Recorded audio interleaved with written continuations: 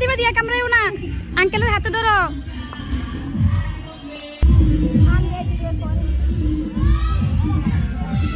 না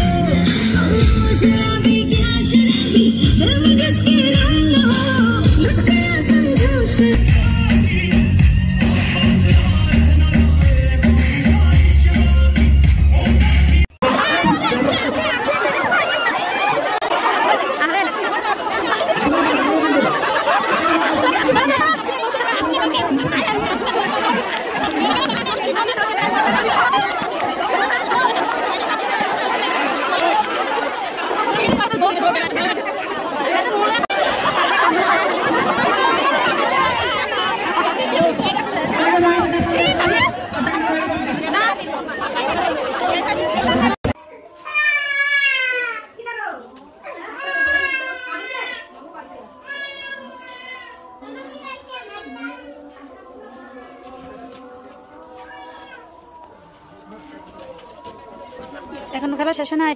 ইফা টুপিটা পরো না, ঠান্ডা না।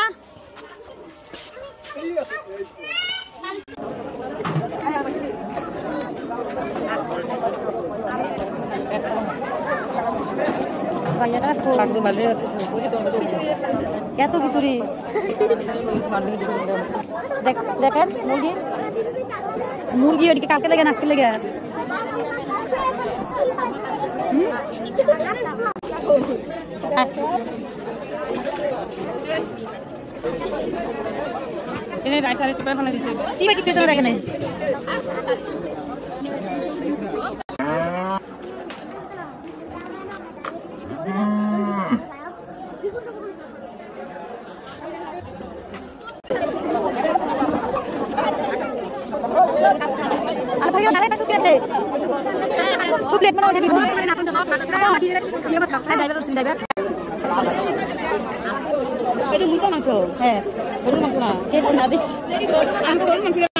সবাই তালি দেন, সবাই বাচ্চাদেরকে তালি দিয়ে উৎসাহিত করেন, সবাই বাচ্চাদেরকে তালি দেন। চকলেট হাতে ধরবে না, চকলেট হাতে ধরবে না, যে বাচ্চা হাতে ধরবে ডিসপ্লে, যে বাচ্চা চকলেট হাতে ধরবে সেটা ওই বাচ্চাকে টান দিয়ে দিবেন। বাচ্চারা ওই বাচ্চা যে চকলেট হাতে ধরবে বলতে বাচ্চাকে বলতে তাদের মাঠে না নামে। দর্শক ভাইদেরকে বলতে এই গ্রামের শুধু গ্রামের শুধু ভাগিনারা অংশগ্রহণ করবে, তোমরা হাতে ধরবে না।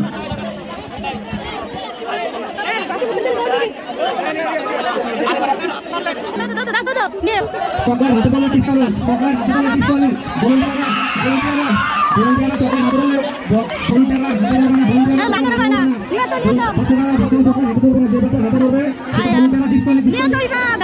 গ্রামের যারা বিবাহিত অন্য গ্রামে গেছেন তাদের জন্য প্রথম পর্ব, আর এই গ্রামের যারা ছেলের বউ তারা সেকেন্ড পর্ব। প্লিজ এটা মেনটেন করেন। দুই ভাগে হবে। প্রথম হবে এই গ্রামের মেয়েরা যারা বিবাহিত অন্য গ্রামে চলে গেছেন, আজ এই গ্রামের অতিথি। সোনা সোনা নয় তত খাটে, বলো যত খাটে পারছে খাটে বাংলাদেশের মাটি রে আমার, বাংলাদেশের মাটি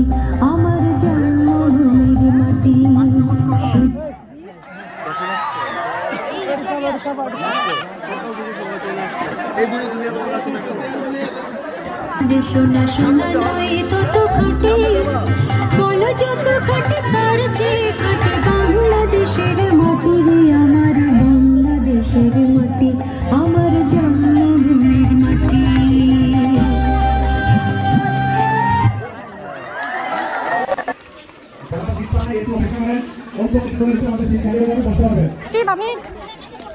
শুধুমাত্র প্যান্ডেলের ভিতরে কেউ ঢুকবে না, শুধুমাত্র কেউ প্যান্ডেলের ভিতরে ঢুকবে না।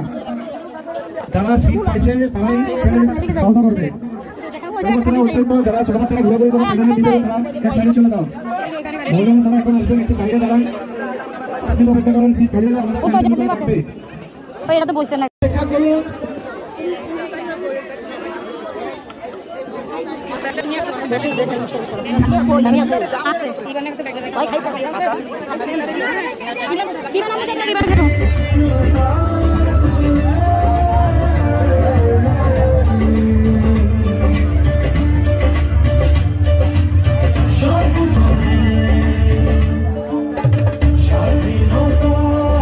আমাদের যে অনুষ্ঠান অনেক আনন্দ, অনেক মন মাতানো, অনেক কিছু, অনেক গেস্ট অপেক্ষা করতেছে। সুতরাং প্রধান রাজ্যে পৃথিবী সাহেবের প্রতি অসংখ্য কৃতজ্ঞতা। শত ব্যস্ততার মাঝেও উনি আজকে আমাদের মাঝে উপস্থিত।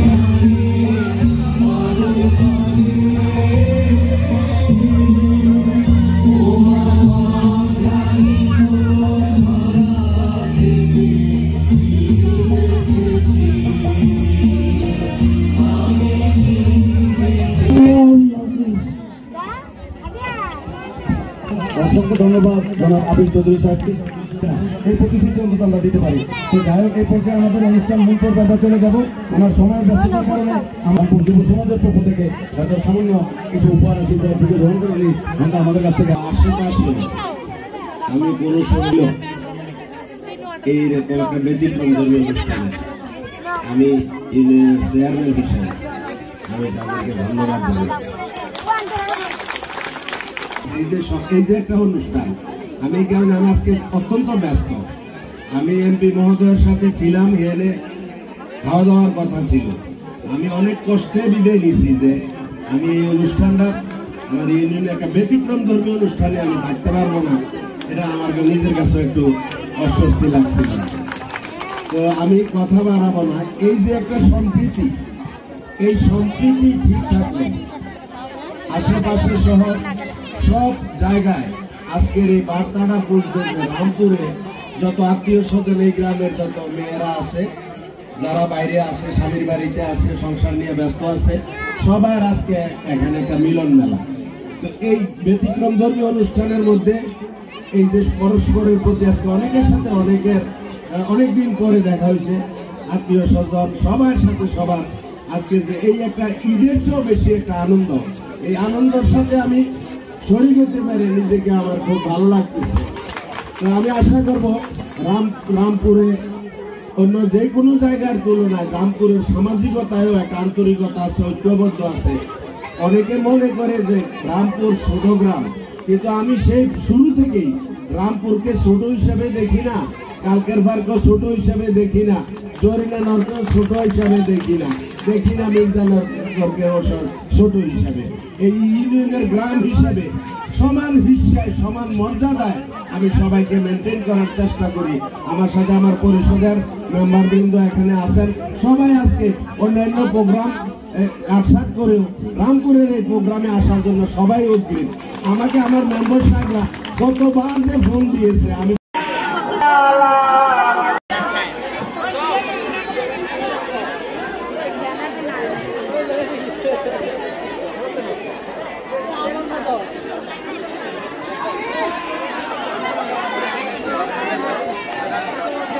জানি না